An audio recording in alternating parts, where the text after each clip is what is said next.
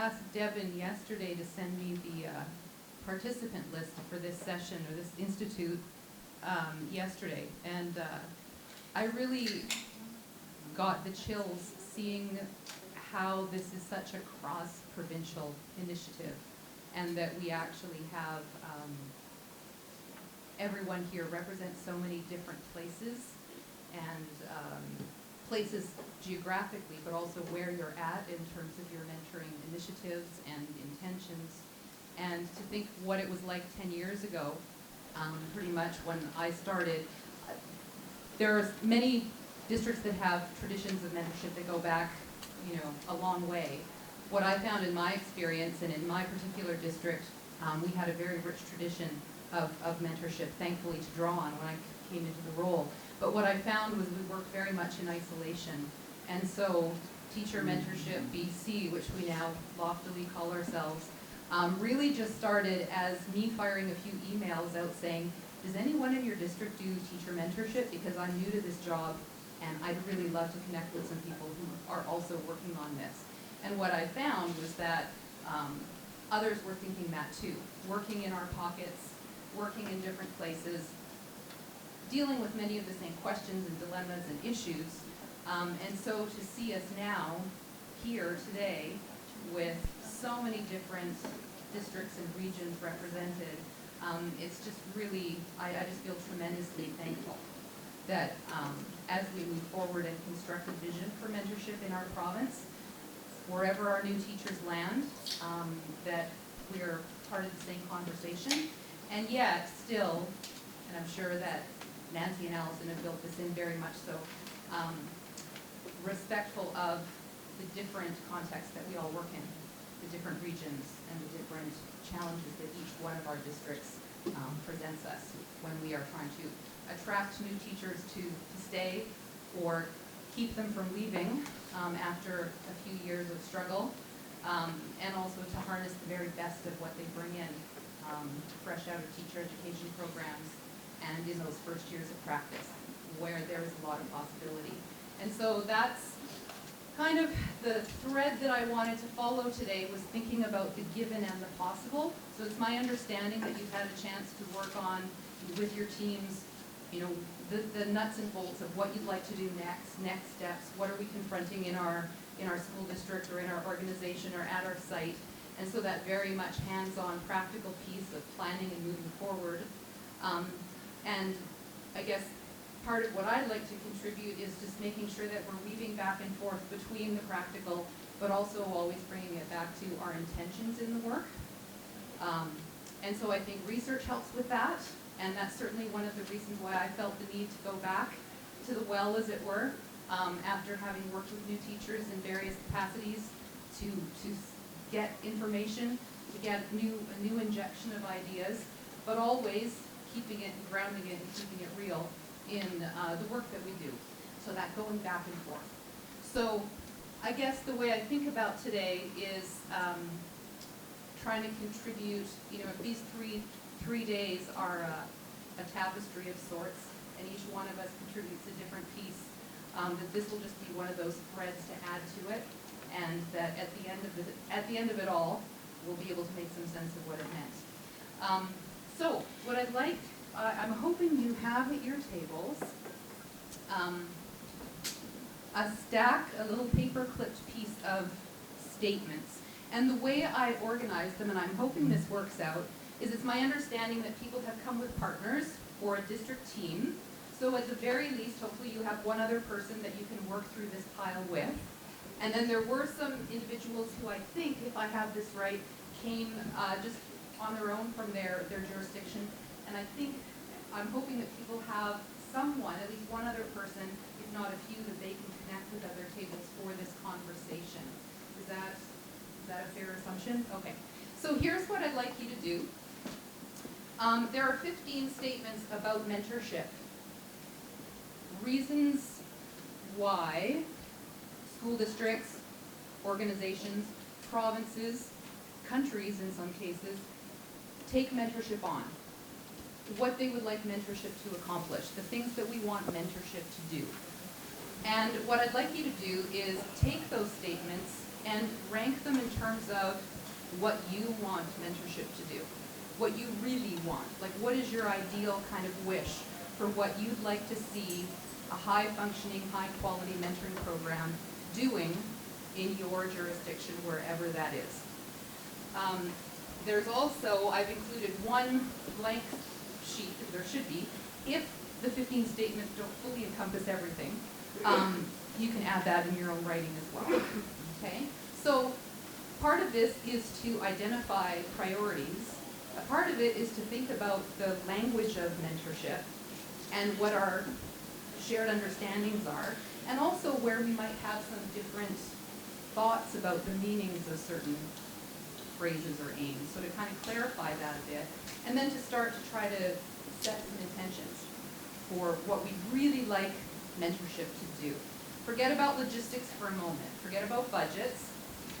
Forget about staffing, okay? Where do you want to spend your mentorship time, staffing, resources, and efforts achieving? And what aims are the most important for you? Okay, so I'm going to give you a bit of time to do that. Just as a side note, I will send to Devin a master list of these statements, so that if you wanted to do that kind of a sorting exercise, say with mentors, in a training session, or a professional learning session, or anybody who you think needs to sort through and familiarize themselves with what the aims of mentorship are, you could use it for that as well.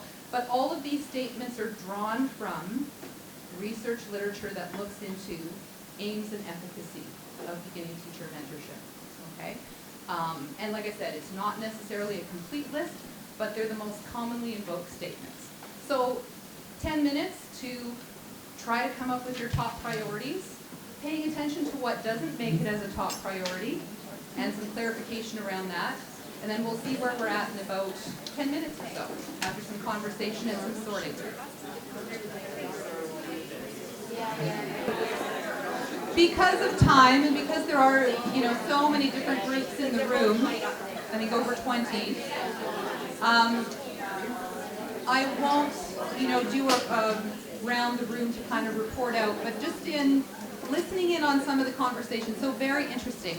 So imagine you're a provincial team trying to put together a provincial mentoring network or program that will satisfy the needs of everyone in the province. Okay, like you're it, really. So how do you come to consensus about what's important, right? And so, for example, for some districts, attracting and retaining new teachers at the top of the list, because that's the need right now. And mentorship is a supportive, it's a promise, it's a contract in a way of saying we'll support you in your first few years. So, and also research shows that jurisdictions that have mentorship programs and mentoring support have effective retention, less attrition. It does statistically work that mentorship contributes to retaining and keeping and attracting new teachers to your organization. For others, that was at the very bottom of their list, because either you have enough teachers or you live in an area that attracts teachers, new teachers, that's where they want to be, and so therefore your mentorship energy can be freed up to go elsewhere. Okay? For some, improving classroom instruction and student achievement was at the top. For others, not so much. Okay? There's a lot of research done, and when you talk about the efficacy, the effectiveness of mentorship programs, in some places, some countries, it's linked directly to, does it bring up students' achievement results? Be that whatever your metrics are, standardized tests, other measures of what students know. So that direct link between improving teacher practice and bringing up student achievement results. So that's another role that mentorship plays. It was interesting as I was walking around the room, like what some of the questions were, is this for next year? Or is this like our forever mentoring, right? And good question. It brings to mind for me, what are your anchor intentions that are not going to change? No matter what the political or curricular wins, this is what we feel mentoring should do. And what are we up against for next year when it comes to For example, I don't know, curriculum implementation, right? How should should it be focused on helping new teachers grapple with the new curriculum? Or are there certain things that we think are important no matter what, for all time? And maybe that's critical dialogue. Maybe that's encouraging collaboration. Also, ideals versus practicalities. Okay, that's what the next slide is about. And then also, when we're thinking about mentorship, are we thinking in terms of our education system? Do we set our priorities that way? Or do we set it by the needs of the individual teacher in front of us right now, regardless of what the system is doing or the system that surrounds that, or what's the relationship, the dynamic between those two? Are we mentoring for a system or for specific individuals? So I'm just going to give you a quick 3 minutes to do this next thing. What I asked you to do was think about what is your wish, what are your intentions, what are like your highest aspirations for the mentoring programs that you are putting into place or currently have in place that you're trying to make even better. I'd like you to now look at your list and ask, what is it you're actually doing? Where are you actually spending most of your time? So yes, critical dialogue and collaboration and connectedness is really important, but as I found myself doing, I'm running around trying to find out which new district, and they're starting their grade 6 class, and I need to set them up very quickly. Critical dialogue goes out the window, they need to be hooked up, right? So this leads to my question of, is your vision for mentorship ever in tension or in conflict with the immediate needs and demands of teachers? Or are they aligned? Okay, 3 minutes. What are you actually doing? Is there anything that isn't in your talk that you find is actually taking up your time?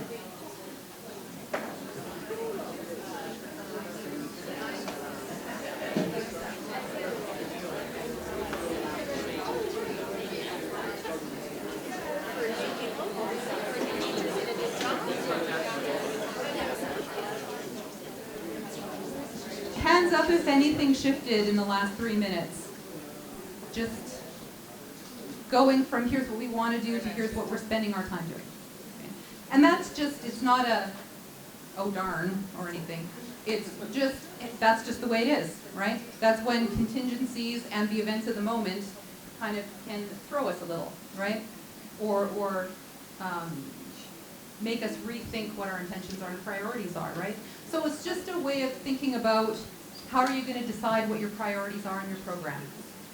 And it's not so much a question of responding as how do you respond and still, I think, retain the intentions of maintaining curricula. You can implement the new curriculum and still structure critical conversations for teachers that aren't just about taking on the new curriculum in an unthinking way, just to kind of get it done, right? So I think that the how is really important.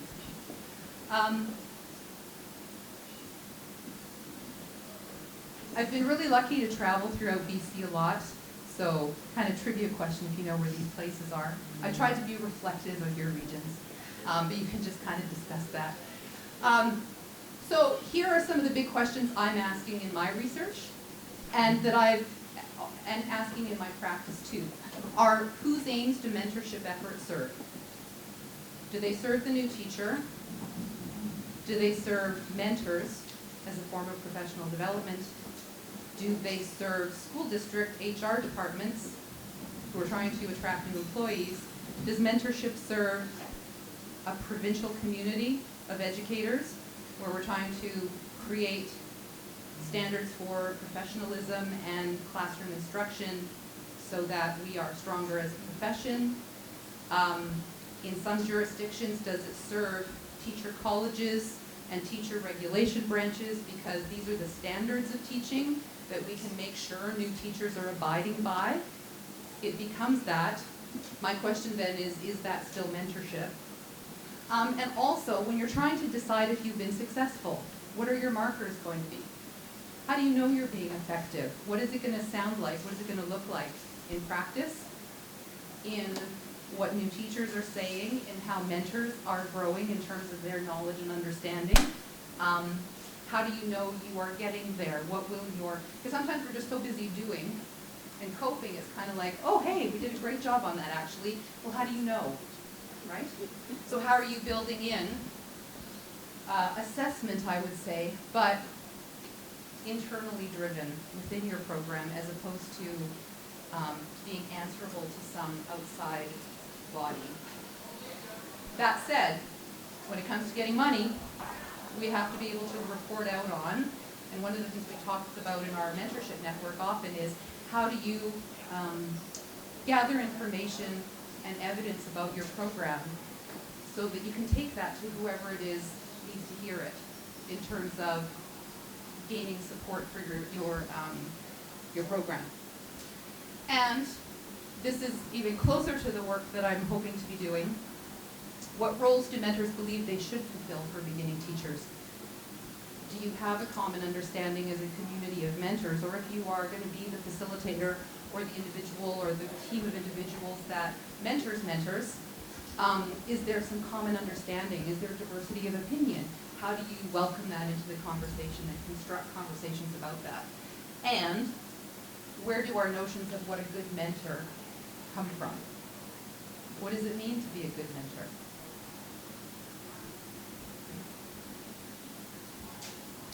So,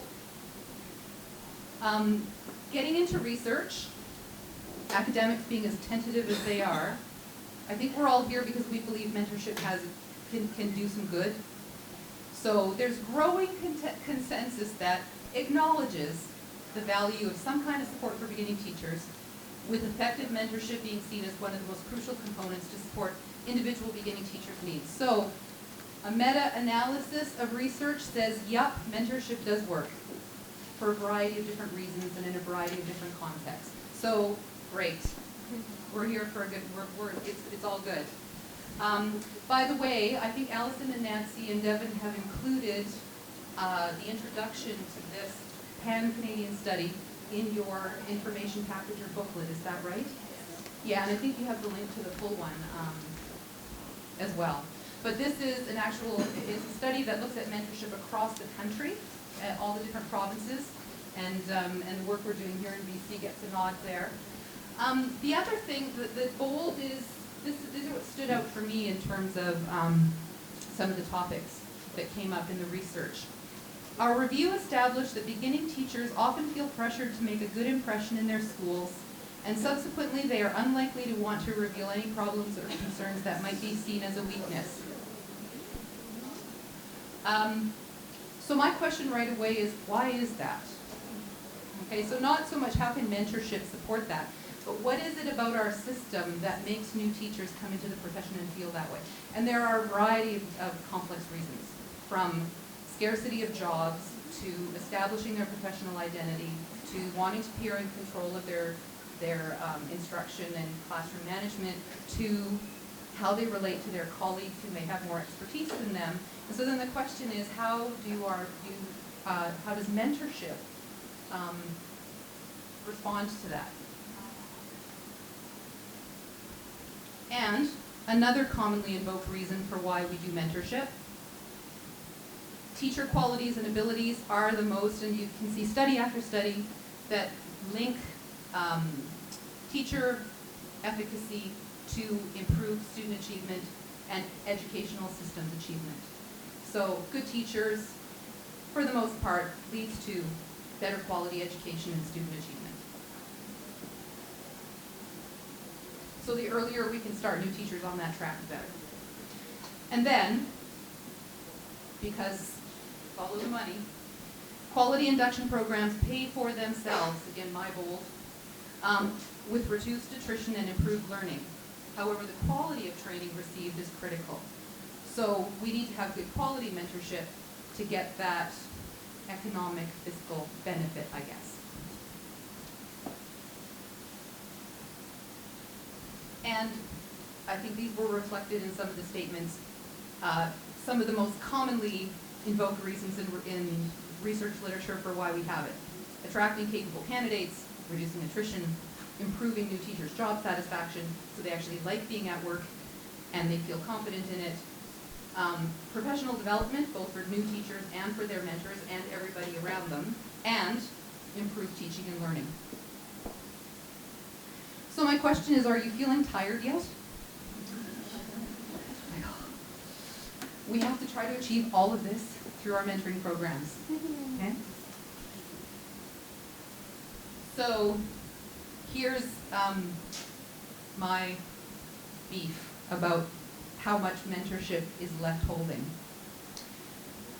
So increasingly, it seems, mentoring programs and mentors are compelled to serve an expanding number of institutional and professional functions.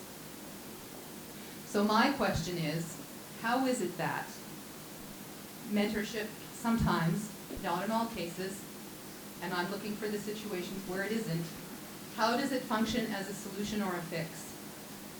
It falls into that role when there are really broader systemic issues that need addressing. And so sometimes, with the best of intentions, we help the individual cope with the systemic issues in that moment and in that place, but is that just putting off the conversation about the bigger questions? We fight for funding for our mentoring programs. What about systemic funding? We give new teachers or try to bring them along in terms of their classroom assessment and management. What is it about the class size and composition of those classes that is making it so hard? We have new teachers who leave the profession because they find being a full-time teacher, and not just new teachers, many teachers we're finding, because a full-time teaching load is difficult. We try to help them stay. Why is it so hard to make them stay?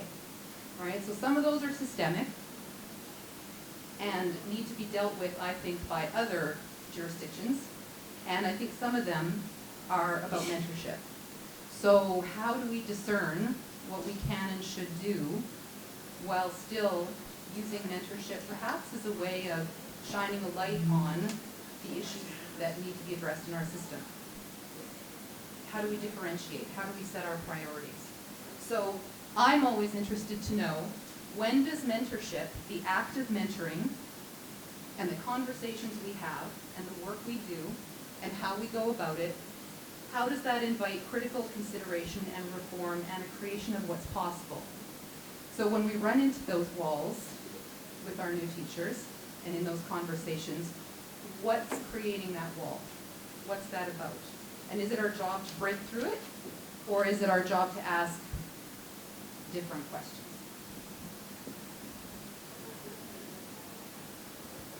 So, for example, how can we often ask, how can mentoring relationships and activities help with reducing attrition rates? Research asks it, research demonstrates it. It works. As opposed to asking, why are new teachers leaving or having difficulty coping with the demands of their work? Or, how can mentors best support new teachers with resources, instructional coaching, personal and professional connection once they're in a position? Why is it that in so many cases, new teachers are placed in teaching assignments without sufficient preparation, mismatched with the role that they're supposed to play, don't have access to the classroom materials and resources, and a network of collegial connections? What is it about our teaching culture and the demands on all of us that prevents that from happening less often than it should? So one of the things I've been involved with for quite a while is working with teacher education programs and working with new teachers, and tomorrow I'll go back to my classroom of at SFU of secondary teachers who are studying to be social studies teachers. God bless them. And we've been spending quite a bit of time this semester looking at the new curriculum, the revised social studies curriculum. And so at the end of a few classes, I had them do an exit slip. Okay, tell me what you're thinking. How are you feeling about this? And here were a few of their responses. And I just chose a few because I think they really highlight what many of our new teachers are experiencing. So one is, who am I to be making this judgment call about how to best develop young minds? So, you know, where is my authority? Where's my expertise? They're feeling kind of unconfident, I think, about kind of this existential crisis of, I've got a big job to do, and I don't know if I can handle it. Do my personal opinions have a place in the classroom? And we were talking about this in the context of teaching critical thinking, especially in social studies, working with, potentially controversial issues, and all of those things that come up in the curriculum, and in our pluralistic, public education system about, identity and all of that. And then the third one I thought was very interesting. How do I navigate the new curriculum as a new teacher when I'm focusing on planning and teaching and finding my way, and how am I going to get there when I'm just learning to teach? Okay? What I'm finding is they are very ready, actually, because they don't have the baggage most of us do about changing. They're like, this is just what we do, right? So another part of an awareness piece is to just be aware that I'm not projecting my thinking of what they need before maybe asking, right? That we make assumptions. It's kind of like, designing a mentoring program and then nobody comes. How are we, is our planning including the voices and the perspectives of new teachers? And I think that's one of the great products that has come out of the New Teacher Mentoring Project over the last several years is the research and the work that's been done to capture new teacher voices. And if you haven't visited the Mentoring BC site yet, listen to some of those videos about new teachers talking about what really are their concerns. And I think it's really important. So a good question is, how are the voices of new teachers informing what you're doing? Are we planning without the kids in the room? And just to think about and have our planning stem from that. So the big question that I am considering right now, I think in my own thinking, and this is work in progress, is how might mentors work with early career teachers to navigate their political and pedagogical context in ways that preserve space for themselves. So we fill our mentoring programs with all of the things that we think we need to do. That list was just a start, right? But where's the space for new teachers to breathe in our programs and to be who they need to be while we're trying to achieve all of these other things? And how do we create and hold space for beginning teachers to be with the work, but also to be a part of the work, so they don't just get sucked into all of the requirements and things that they have to do without having that opportunity at the beginning before they've been as immersed in, as many of us have been, to think about things in different ways and to question. And when they bump up against something that doesn't really work well, that they don't automatically think, oh, it's because of my lack of expertise or knowledge, but rather, maybe there's something amiss here. Maybe there's something we could do differently. How do we hold the space for that new perspective that our new teachers bring?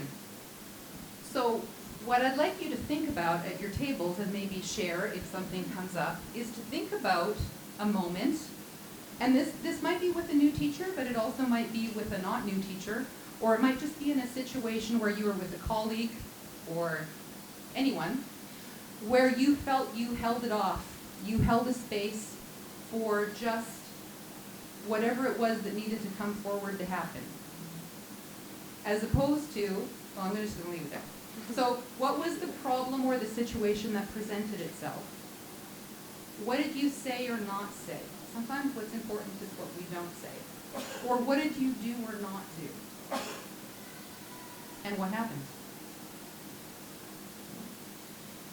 I'll give you a bit of time to just think about that and perhaps to share. What does it look like to hold a space as a mentor? Either as a mentor working with a new teacher, or as a facilitator working with mentors who have their own questions about their work and their role. How do you do that? See what comes up. I could share one. Sure. Probably. So when I was meeting with a mentee, a protege, or however you think of them in your district, she was very upfront about the fact she was really struggling. She had a very, very difficult assignment, and there were two of us mentors with her, and what she started out saying she was struggling with, she had this long list of things that she thought she needed help with, and it was only after about 20 or 25 minutes that really we discovered And it was actually what was underneath all of that stuff. And so for me, the space became just letting that door stay open and going more in, going a little more, until finally then we got to the real shape of it. So that's allowing for space in terms of time, and also having, I suppose, enough of a connection with that individual for her to be able to dig and be willing to be vulnerable, I think, in that moment. And let that hole open up a little bit more. Yeah. You did it. And then holding it, I would think, also without judgment. Yeah. Just, there it is. Okay? So in terms of facilitation or conversation, that one of those, ways of holding space is through listening, not always saying, and then, truth comes, right? And that's a very powerful moment. Another example.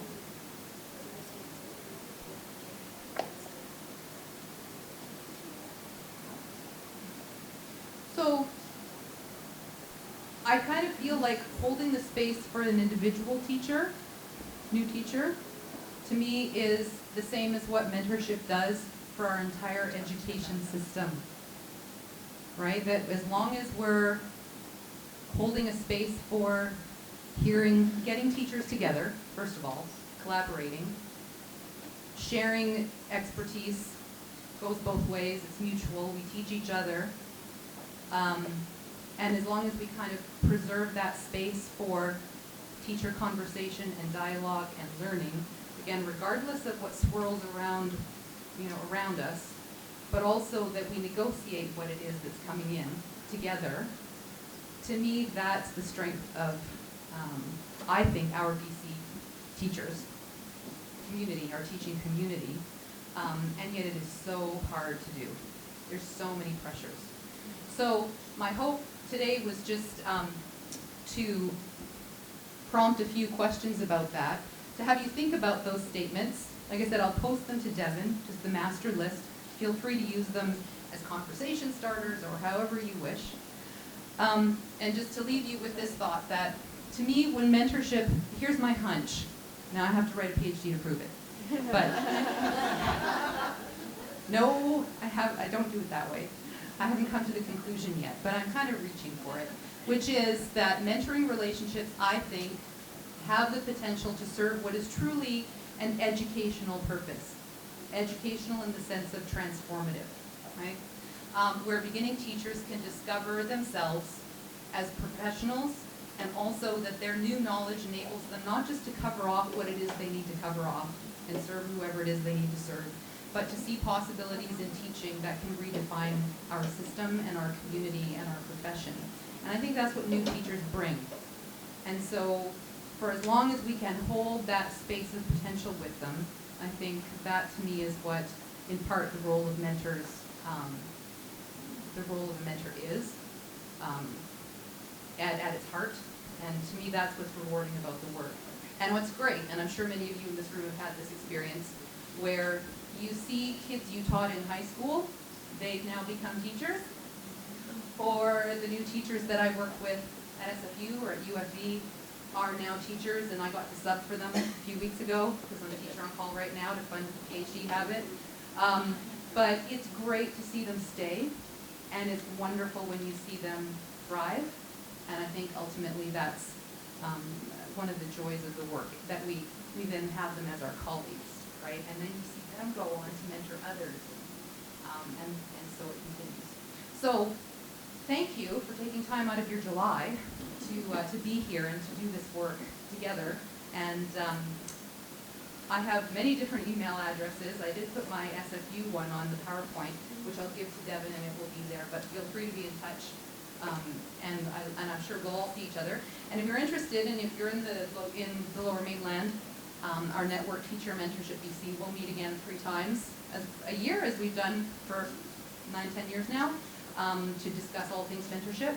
And it's very much a grassroots kind of group that we work with what's on the table, with what we need to be talking about. So I'm sure we'll see you around. Thank you. Thanks so much, Anne. something for you to say thank you so much for